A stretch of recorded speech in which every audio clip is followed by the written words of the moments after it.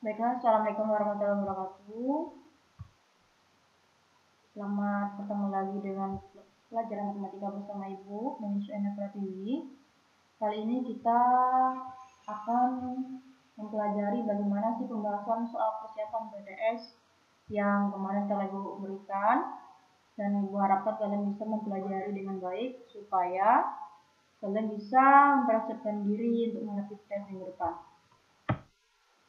Oke, untuk soal pertama, pertanyaannya, apakah bilangan desimal termasuk ke dalam contoh bilangan bulat?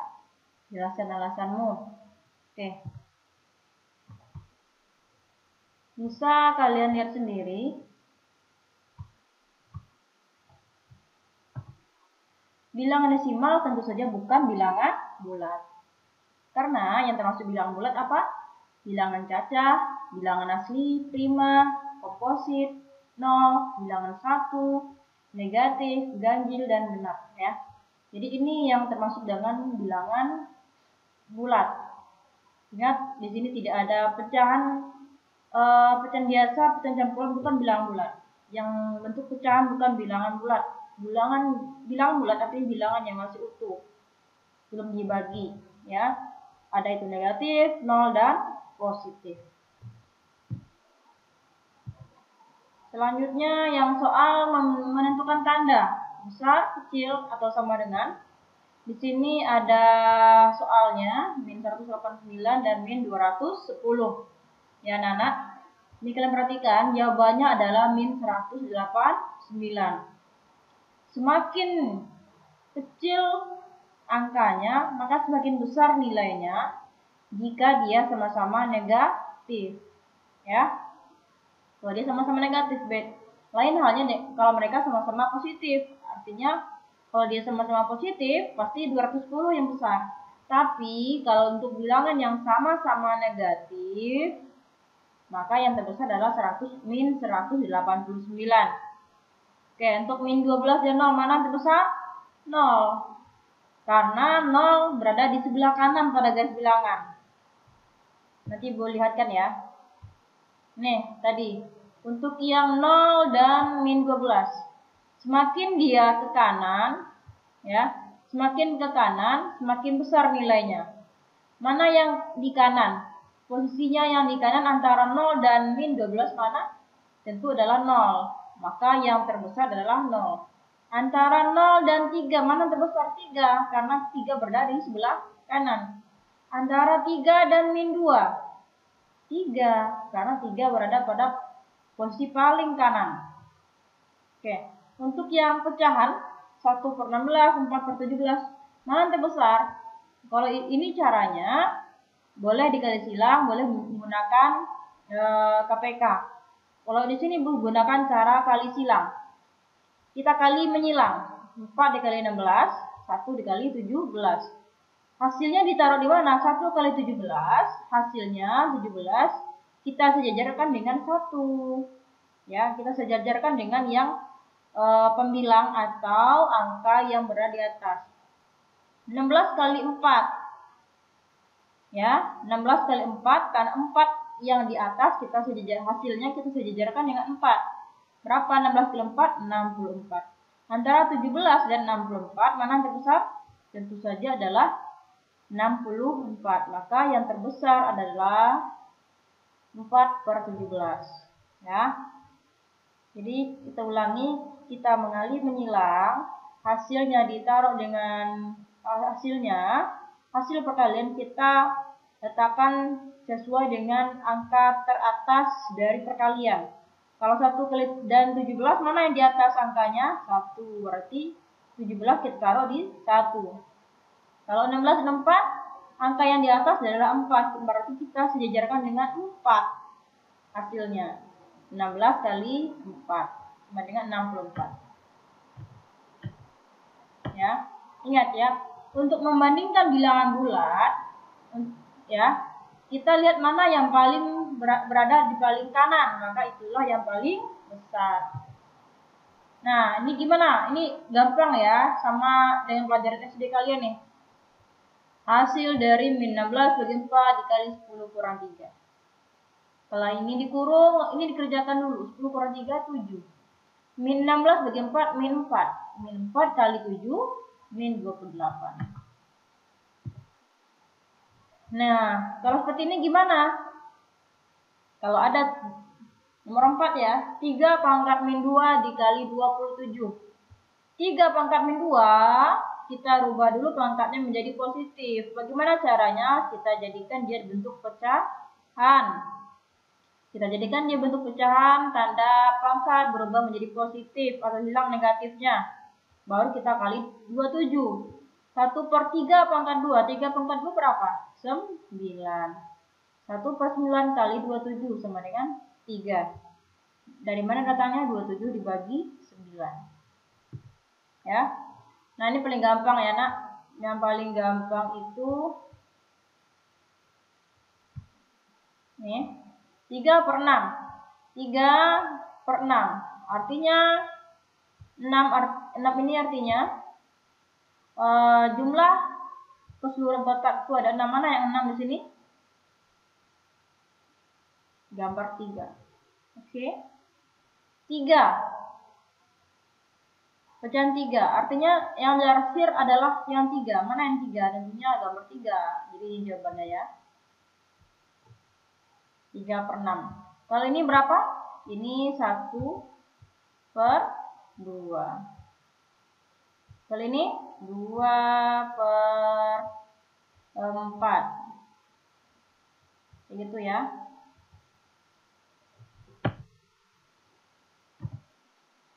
Oke, next. Hasil operasi pecahan dari min 1/4 dikurang 3 sama dengan nih 1/4 kita rubah dulu menjadi pecahan biasa. 1/4 4 tambah 1 5/4. Jadi pecahan campuran kita rubah dulu ke pecahan biasa. 3 kita juga jadikan pecahan biasa. 3 sama dengan pecahan biasanya 3/1. Sudah bentuk pecahan biasa, barulah kita samakan penyebut. Penyebutnya 4. Ya. Baru 4 bagi 4, 1 kali 5, 5. 4 bagi 1, 4 kali 3, 12. 5 kurang 12 berapa? Min 7/4. Oke. Selanjutnya, di sini misal nomor 7. Soalnya yang panjang tapi jawabannya singkat ya, Nak. Katanya jumlah kuenya tuh ada 120 ya. Dia bagi sama temannya, masing-masing teman itu dapat 2 kue. Kira-kira berapa sih jumlah seluruh teman Robi yang hadir? Caranya gampang, jumlah seluruh yang hadir sama dengan jumlah seluruh kue dibagi jumlah kue diterima. Jumlah seluruhnya adalah 120 bagi 2, 60. Oke. Nah, KPK sebenarnya tidak perlu jelaskan lagi. Ini adalah pelajaran kalian ketika SD. Ya. Kalau ini caranya dengan cara pembagian. Dibagi dengan bilangan prima. Oke. Bilangan prima itu mana aja? 2, 3, 5, dan 7. Dari bilang ini mulai dulu dengan 2. Kalau bisa bagi dulu, kita bagi dulu dengan 2. Bagi 2 ini hasilnya. Masih bisa bagi 2, bagi 2 lagi. Ini hasilnya masih bisa 10 juga bagi 2. Bagi 2 lagi. Dapat hasilnya. Nah, antara 15, 35 dan 5 tidak bisa lagi dibagi 5. Maka kita coba setelah 2 adalah angka 3. Bisa bagi 3? Bisa. Maka kita bagi 3. Bagi 15 bagi 3, 5. 35 bagi 3. Tidak bisa, kita turun. 5 bagi 3 tidak bisa, turun 5. Maka selanjutnya kita bagi 5. Ya, kita bagi 5. 5 bagi 5, 1. 35 bagi 5, 7. 5 bagi 5, 1. Terakhir, kita bagi 7. Sampai hasilnya kita menemukan 1 semua. Bagaimana prosesnya? Kita mengalihkan semua pembagi ya. Kita kalikan semuanya. Oke.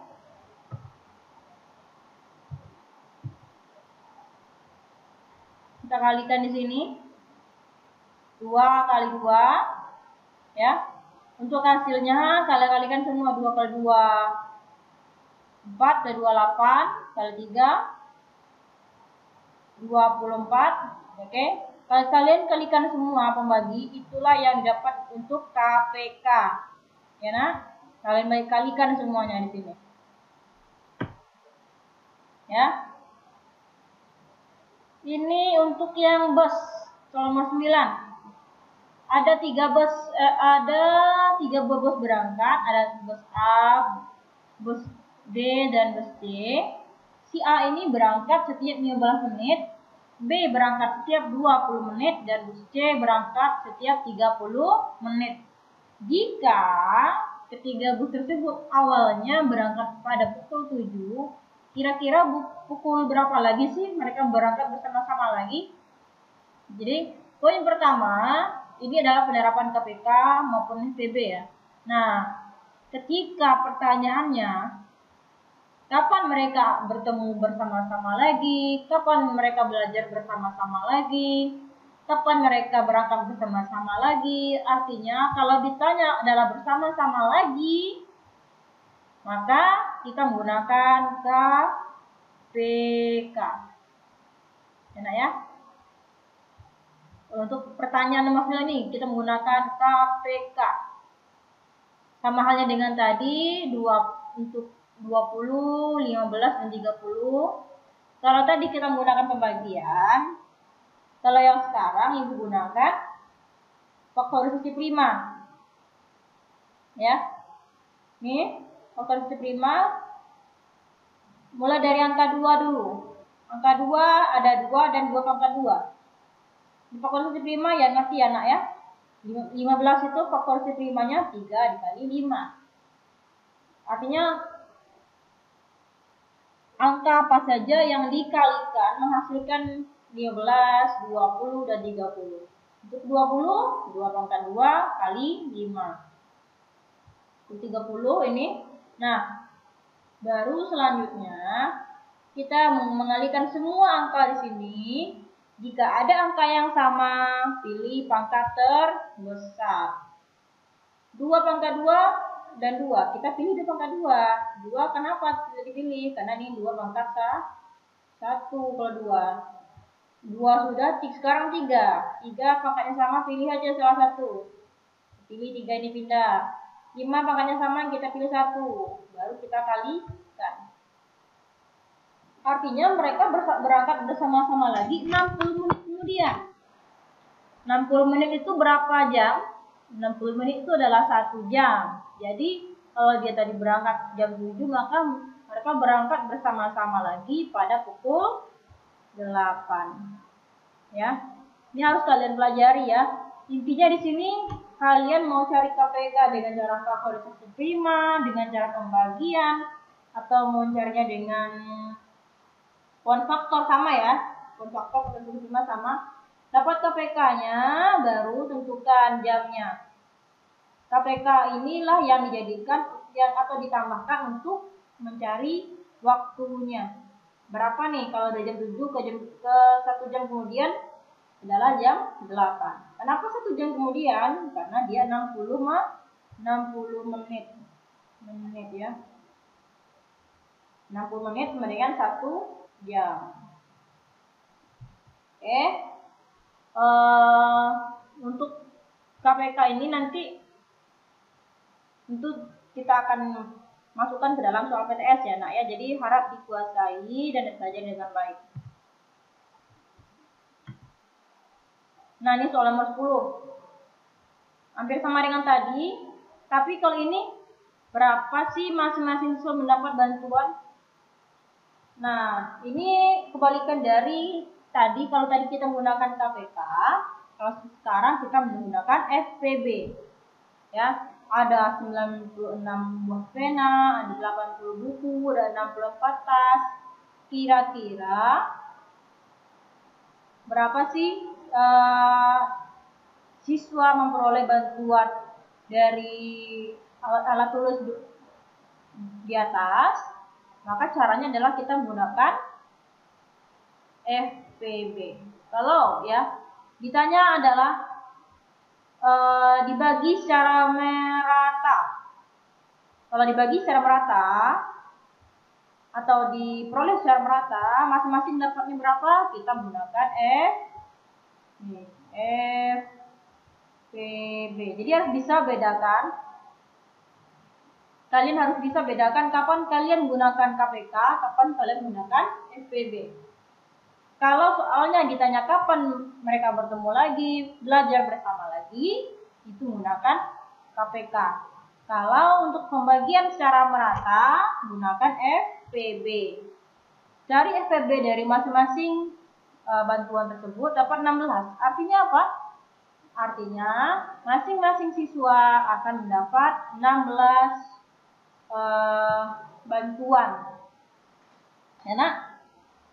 Ini pakai pembagi ya. Ingat, untuk tadi KPK pembagi kita kalikan semua. Tapi untuk FPB pembagi kita pilih mana yang sama-sama bisa terpakai semua. Apa yang terpakai contoh di sini? Kenapa di sini warnanya ditandai di warna 2 ini? 2 di sini bisa dibagi ke 3 angka. 2 ini juga bisa. Tapi 2 untuk FPB ini 2 pangkat ini nggak bisa deh ya. 6, 80 dan 64 ini bisa dibagi 2 semuanya. Kita kalikan lagi ya nak ya. Ini bagi 2 bisa. Ini bisa. Nah, ternyata ini bukan ya. Ini bukan faktor untuk FPB. Jadi perkaliannya cukup 2-nya 3 kali aja karena 2 ini tidak bisa membagi 6. Tidak bisa membagi 5. Hanya 6 dan 4. Ingat untuk FPB kita cari pembagi yang sama-sama bisa membagi ke 3 angka. Bisa dibagi 12, bisa bagi 10, bisa bagi 8, bisa bagi 24, 20, 16 ya.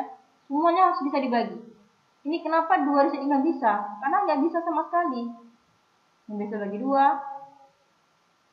Ini harusnya 3 ya. Nih, salah tulis ya. Ini 3 di sini. Oke.